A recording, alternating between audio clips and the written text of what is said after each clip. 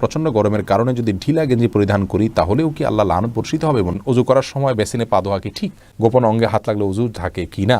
গোসল করার পর পুরনো উজু করার প্রয়োজনীয়তা আছে কিনা? নামাজের সময় মোবাইলে চোখ গেলে কি নামাজ হবে? ছোট বালতি থেকে পানি না ঢেলে পানির মধ্যে হাত দিয়ে উজু করা যাবে কি না? ডান হাতে খাবার গ্রহণের সময় প্রয়োজনে কি বাম হাতে পানি পান করা যাবে? আমার পরিপূর্ণ বয়স হচ্ছে, আমি বিয়ে করতে চাই, এখন আমার পরিবারকে কিভাবে বলতে পারি পরামর্শ চাই? অন্য ধর্মের লোকদের কি বাসা ভাড়া দেওয়া যাবে? সুদের টাকা দিয়ে তৈরি করা বাড়িতে আমল করলে আমল কি কবুল হবে?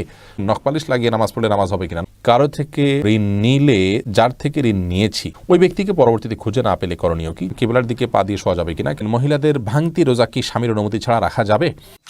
মুয়াজ ইনসান, আপনি জানতে চেয়েছেন সুদের টাকা দিয়ে তৈরি করা বাড়িতে আমল করলে আমল কি কবুল হবে? সুদের টাকা দিয়ে তৈরি করা বাড়িতে যদি আমল করেন তাহলে আমল কবুল হবে না, বিষয়টি কিন্তু সেরকম নয়। ধরুন সুদের টাকা দিয়ে আরেকজন বাড়ি করেছেন, আপনি সেখানে আমল করেছেন, তো আপনার আমল কবুল হওয়ার সাথে ওইটার কোনো সম্পর্ক নেই। সালমা বেগম জানতে চেয়েছেন মহিলাদের ভাঙতি রোজা কি স্বামীর অনুমতি ছাড়া রাখা যাবে? স্বামীর অনুমতি ছাড়া রাখা যাবে না। স্বামী যদি বলো যে হ্যাঁ রাখতে পারে, আর যদি স্বামী বাসায় থাকেন তাহলে সেক্ষেত্রে স্বামীর অনুমতি নিয়ে তারপরে রাখা উচিত। ভাঙতি রোজা যেগুলো, এগুলো তো ফরজ রোজা, কিন্তু ওই দিন রাখাটা তো আপনার জন্য ফরজ নয়, অতএব দিনটা নির্দিষ্ট করার ক্ষেত্রে তার সম্মতি নিয়ে করা উচিত। কারজাই এর দিকে আপনি জানতে চেয়েছেন কারো থেকে ঋণ নিলে যার থেকে ঋণ নিয়েছি ওই ব্যক্তিকে পরবর্তীতে খুঁজে না পেলে করণীয় কি? যদি কোনোভাবে খুঁজে পাওয়া না যায় এবং আশাও ছেড়ে দেন তাহলে সেক্ষেত্রে সেই ঋণের টাকা আপনি যে কোনো গরিব মানুষকে, অসহায় মানুষকে আপনি দান করে দিবেন বা কল্যাণমূলক খাতে দান করে দিবেন ওই ব্যক্তির তরফ থেকে, প্রাপকের তরফ থেকে, তাহলে আপনি দায়মুক্ত হবেন ইনশাআল্লাহ। এমডি ইফতিখার শুভ, আপনি জানতে চেয়েছেন নখপালিশ লাগিয়ে নামাজ পড়লে নামাজ হবে কিনা? নখপালিশ লাগিয়ে যদি আপনি অজু করেন তাহলে অজু হবে না, আর ওজু না হলে নামাজ হবে না, অতএব বলতে পারেন নখপালিশ লাগিয়ে অজু করে নামাজ পড়লে নামাজ হবে না। কিন্তু যদি অজু অবস্থায় নখপালিশ লাগিয়ে আপনি নামাজ পড়েন অজু অবস্থায় তাহলে ওই নামাজটা হবে। পরবর্তীতে আবার যখন নামাজের সময় হবে বা অজু ভাঙবে তখন আপনাকে নখপালিশ রিমুভ করে তারপরে অজু করতে হবে, অন্যথায় এটি জায়েজ হবে না। মা বোনরা মাসিকের দিনগুলোতে নেল পালিশ ইউজ করতে পারেন, কোনো অসুবিধা নেই, যেহেতু তখন নামাজের অপশন তাদের নাই। কিন্তু পরবর্তীতে আবার নামাজ যখন শুরু হবে তার আগে তাদেরকে সেটি রিমুভ করে নিয়ে তারপর উজু করে নামাজ পড়তে হবে। মুসলিউদ্দিন হৃদয় জানতেছেন পুরুষ ডাক্তার দ্বারা সিজার ডেলিভারি করানো যাবে, জায়েজ কিনা? যদি বিকল্প না থাকে তাহলে জায়েজ আছে, কিন্তু এটি আমাদের দেশের জন্য খুবই লজ্জাজনক একটি অধ্যায়। বাংলাদেশে এখন অহরহ ডেলিভারি করানো হয়, সিজার করানো হয় পুরুষ ডাক্তারের মাধ্যমে। শুধু বাংলাদেশে নয়, সৌদি আরবেও এটি আমি দেখেছি, কাছে থেকে জেনেছি যে পুরুষ ডাক্তাররা এই কাজগুলো করেন। এটি খুবই গর্হিত কাজ, খুবই গর্হিত কাজ। নারী ডাক্তারদেরকে উৎসাহিত করা উচিত এবং নারীদেরকে ডাক্তারি পড়ানো উচিত এবং এই কাজগুলো নারী ডাক্তারদের উপর ছাড়া উচিত। অন্যান্য সেক্টরে অনেক ডাক্তার চলে যাচ্ছেন, নারীরা গাইনিতে না গিয়ে অন্যান্য অনেক ডিপার্টমেন্টে চলে যাচ্ছেন, অথচ গাইনিতে পুরুষরা আসছেন। এটি মুসলিম কান্ট্রি বা মুসলিম সমাজের জন্য লজ্জা ছাড়ার কিছু নয়। একজন রোগী হিসাবে আমরা যদি অনন্য উপায় হই, অন্য কোনো বিকল্প ব্যবস্থা না থাকে, তাহলে আমাদের জন্য এটি জায়েজ রয়েছে। হোসেন আহমদ জানতে চেয়েছেন আমার পরিপূর্ণ বয়স হচ্ছে, আমি বিয়ে করতে চাই, এখন আমার পরিবারকে কিভাবে বলতে পারি পরামর্শ চাই? আপনার বিয়ের বয়স হচ্ছে, আপনি নিজে না বলতে পারলে অন্য কারোর মাধ্যমে বলাবেন। এই জন্য তো গোটা পরিবারকে দিনের পথে আনার জন্য আগে চেষ্টা করতে হয়। তারা যখন দিন বুঝবেন তখন তাদের সব কিছু বোঝানো সম্ভব হবে কোরআন এবং হাদিসের আলোকে। আপনি নিজে না পারলে অন্য কারোর মাধ্যমে করবেন। আলমগীর হোসেন জানতেছেন নামাজের সময় মোবাইলে চোখ গেলে কি নামাজ হবে? নামাজ হয়ে যাবে, কিন্তু এটি নামাজের মানকে অনেকখানি নিচে নামিয়ে দিবে। মোবাইল এর দিকে চোখ যাওয়া উচিত নয়, বরং নামাজের সময় সিজদার জায়গায় চোখ থাকা উচিত। নামাজের দিকে অন্যদিকে মন যেতে পারে সে বিষয়গুলোকে সরিয়ে ফেলা উচিত নামাজের আগেই। মোবাইলকে এমন জায়গায় রাখা উচিত নয়। নবী সাল্লাল্লাহু আলাইহি ওয়াসাল্লামকে একবার একটা কাপড় দেওয়া হলো নামাজ পড়ার জন্য, সেখানে কিছু চিত্র ইত্যাদি অঙ্কন করা ছিল, হয়তো গাছপালার চিত্র বা এরকম হালাল কোনো চিত্র ছিল। নামাজ পড়ে তিনি তারপরে বলেছেন এই কাপড় সরাও, স্বচ্ছ বা ফ্রেশ কোনো কাপড় আনো, যাতে করে মনোযোগ নষ্ট না হয়। আল্লাহর সাথে কথোপকথনের সময় আপনার অন্যদিকে মনোযোগ দিলে, আপনি কারোর সাথে কথা বলছেন, সেখানে যদি আপনার অন্য দিকে মন থাকে তাহলে সে যেরকম অভদ্রতা, অসৌজন্যতা, এটা মহান সৃষ্টিকর্তার সাথে কত বেশি অভদ্রতা এবং অসৌজন্যতা হবে সেটা বলাই বাহুল্য। এস আলম, আপনি আইডি থেকে জানতে চেয়েছেন গোপন অঙ্গে হাত লাগলে উজু থাকে কি না?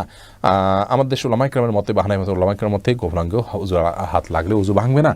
তবে আরবিন স্কলাররা, সৌদি আরবের উলামায়ে কেরাম, তাদের মতে গোপন অঙ্গে হাত লাগলে উজু ভেঙে যাবে, যেহেতু আপনার একটি হাদিস রয়েছে যে মানমাসা জাকারাহু ফালিয়াতাওয়াদ্দা, এই জন্য তারা হাত লাগলে বলতে কাপড়ের উপর দিয়ে নয়, সরাসরি যদি কেউ স্পর্শ করে তারা ওটাকে ওযু ভঙ্গের কারণ হিসাবে উল্লেখ করেন। অতএব সেই জায়গা থেকে এটা ওযু ভঙ্গের কারণ তাদের মতে, আমাদের উলামা ইকরামের মতে এটি ওযু ভঙ্গের কারণ। আপনি ফারজানা সুলতান, আপনি জানতেছেন কিবলার দিকে পা দিয়ে শোয়া যাবে কিনা। কিবলার দিকে পা দিয়ে শোয়ার ব্যাপারে কোনো হাদিসে নিষেধাজ্ঞা সরাসরি নাই, তারপরও ওইদিকে কেবলা রয়েছে, সেই জায়গা থেকে কেবলার প্রতি শ্রদ্ধার জায়গা থেকে কেউ যদি দিকে পা না দেন ভালো, কিন্তু এটাকে হারাম বলা বা নাজায়েজ বলা বা গুনাহের কারণ বলার কোনো সুযোগ নেই, যেহেতু কোন হাদিসে এই বিষয়ে কোনো নিষেধাজ্ঞা নেই। শিখা ইসলাম, আপনি জানতেছেন 3 পিস পরে নামাজ পড়ি, পা দেখা যায়, মোজা পরে নামাজ পড়লে কি হবে? পায়ের পাতা ঢাকতে হবে কিনা মেয়েদের নামাজের জন্য মধ্যে এটা নিয়ে মত পার্থক্য আছে। অনেক উলামা ইকরাম এটাকে শর্ত করেছেন। আমি ব্যক্তিগতভাবে এই মতটা চাইতে যারা বলেন যে পায়ের পাতা, পাতা বলতে পায়ের পাতার তলের অংশ এটা ঢাকার শর্ত দিয়ে থাকেন, তাদের মতটাকে আমি সমর্থন করি না। পাতার উপরের অংশ, যেটা পাতার উপরের অংশ সেটা ঢাকতে হবে কিনা, অনেক উলামা ইকরাম বলেছেন সেটা ঢাকতে হবে, অনেকে বলেছেন শুধু গিরার নিচ পর্যন্ত থাকলেই হবে কাপড়, পাতা না ঢাকলেও চলবে। তো দুই পক্ষের উলামা ইকরামের দলিল রয়েছে। নিরাপদ হলো এমন কাপড় পরা যে কাপড়টা অনেক বেশি লম্বা হয়, যে পায়ের পাতার উপরের অংশ সহ ঢাকা পড়ে। তলা ঢাকার জন্য, মোজা পরার জন্য আলাদা করে কষ্ট করা বা কসরত করা এটা আবশ্যক নয়। ইনশাআল্লাহ বিদিনিল্লাহ নামাজ হয়ে যাবে যদি কেউ মোজা না পড়েন। এরপরে ওরাত আইন মারিয়া, আপনি জানতে চেয়েছেন অন্য ধর্মের লোকদের কি বাসা ভাড়া দেওয়া যাবে? যাবে, কোনো অসুবিধা নেই, তাদেরকে বাসা ভাড়া দেওয়াতে কোনো অসুবিধা নেই। মোহাম্মদ আরাফাত ইসলাম জানতেছেন ডান হাতে খাবার গ্রহণের সময় প্রয়োজনে কি বাম হাতে পানি পান করা যাবে? প্রয়োজনে বলতে কি, ডান হাতে পানি পান করা উচিত, খাবার গ্রহণ করা উচিত। ইভেন আপনার খাবার খেলে আঙ্গুল চেটে তারপরে আপনি ডান হাতে ধরে খাবেন। যদিও আমাদের উলামা ইকরাম বলেন যে বাম হাতে আপনি পানির পাত্র ধরলেন, ডান হাত দিয়ে ঠেক দিলেন, তার মানে 2 হাত ধরে খালেন, এটা জায়েজ আছে, এটা একটা পন্থা মাত্র, কিন্তু সবচেয়ে উত্তম হয় সরাসরি ডান হাতে খাওয়া। সেক্ষেত্রে খাবার লেগে যাওয়ার যে ভয় থাকে গ্লাস ইত্যাদিতে, সেটা থেকে বাঁচার জন্য আপনি পরিষ্কার করে নেবেন, আলতো করে ধরবেন, কিন্তু ডান হাতে খাওয়া উচিত, পান করা উচিত, যেহেতু হাদিসে সুস্পষ্টভাবে ডান হাতে খাওয়া পান করার নির্দেশ রয়েছে। ফারিয়া এনামুল, আপনি জানতে চেয়েছেন ছোট বালতি থেকে পানি না ঢেলে পানির মধ্যে হাত দিয়ে ওযু করা যাবে কি না? যাবে। হাত দিয়ে কোষ করে উঠিয়ে আগে হাত ধোবেন 3 বার, এরপরে আবার আপনি কোট দিয়ে স্বাভাবিকভাবে উযু করতে পারেন, কোনো অসুবিধা নেই। নবী সাল্লাল্লাহু আলাইহি ওয়াসাল্লাম এই পদ্ধতিতে উযু করেছেন। হাসিবুল হোসেন জানতে চেয়েছেন গোসল করার পর পুনরায় উযু করার প্রয়োজনীয়তা আছে কিনা? না, গোসল যদি সুন্নাহসম্মত করে থাকেন আলাদা উযু করার কোনো প্রয়োজন নাই। 2 হাতের কবজি ধুয়ে, কুলি করে, নাকে পানি দিয়ে, মুখ ধুয়ে, হাত ধুয়ে, মাথা মাসে করে তারপরে গোসল শেষ করে আসলে পা ধুয়ে চলে আসবেন। এভাবে গোসল করলে আপনার আলাদা করে আর গোসল করার কোনো প্রয়োজন নেই। উযুতে আপনার গোসলের শুরুতে ওযুর নিয়ত হয়ে যাচ্ছে। নিশান, আপনি জানতে চেয়েছেন উযু করার সময় বেসিনে পা ধোয়া কি ঠিক? নিজের বাসা বাড়িতে অসুবিধা নেই, করতে পারেন, তবে আপনার রিস্ক মুক্ত হওয়াটা আর বিষয়ে মাথা রাখতে হবে। নিজের জন্য রিস্কি হলে সেটা আপনার জন্য করা উচিত হবে না, কারণ নিজেকে বিপদের মুখে ঠেলে দেওয়া ইসলামের শরীয়তে কিন্তু জায়েজ নয়। অনেক সময় এখান থেকে পড়ে বা দুর্ঘটনার শিকার হতে পারে মানুষের। যদি সেরকম না হয়, আপনি আশপাশে কিছু ধরে করতে পারেন, তাহলে এটা জায়েজ আছে, কিন্তু পাবলিক প্লেসে বা বাইরে এরকমটি করা অনুচিত, যেহেতু এটা দৃষ্টিকটু। অন্য ধর্মের মানুষরা আছে যারা এই বেসিন ব্যবহার করবে, তারা দেখে হয়তো ইসলাম সম্পর্কে বাজে ধারণা নিবে, বা তাদের হক নষ্ট হতে পারে, বা আশপাশে পানি পড়ে ভিজে যাবে, জায়গাগুলো নষ্ট হবে।